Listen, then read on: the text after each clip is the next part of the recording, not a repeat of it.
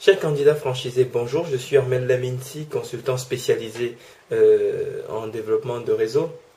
Et je vous ai fait cette vidéo pour répondre à la question que me posent souvent beaucoup de candidats, qui est de dire oui, je souhaiterais savoir comment est-ce que je peux faire pour être sûr quand je monte, quand je signe avec une franchise, que je ne me trompe pas.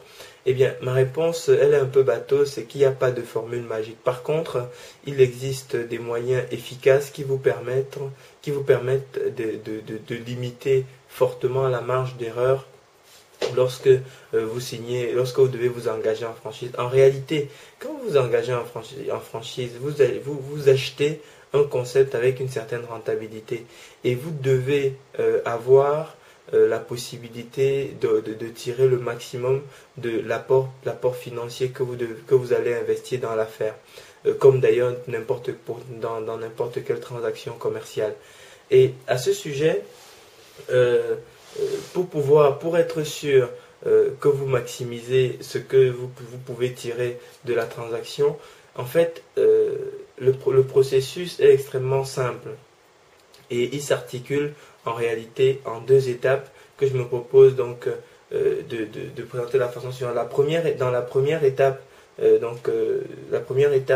première chose à faire si vous voulez maximiser le retour sur investissement financier de votre projet consiste à établir des business plans pour chacune des enseignes avec lesquelles vous pourriez éventuellement vous engager.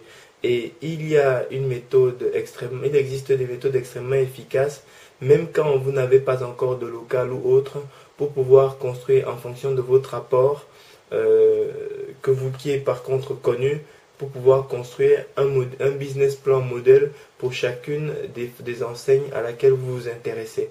Donc à partir de là, déjà, vous voyez quelle est la tendance que les choses pourront avoir. Une fois que vous avez construit donc ces modèles de business plan, maintenant, j'ai envie de dire, vous n'avez toujours rien, vous n'avez que les enseignes.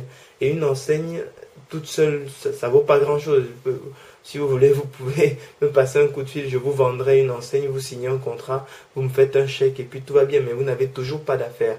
Ce qui va en général faire que vous ayez une affaire, c'est l'emplacement. C'est quand vous allez trouver un emplacement qui vous permette réellement de valoriser l'enseigne pour laquelle vous souhaitez vous engager. Alors je dis un emplacement, pour d'autres concepts, c'est peut-être certains concepts, quelques concepts sont peut-être moins sensibles à la notion d'emplacement, mais pour 90% des concepts, c'est un élément incontournable.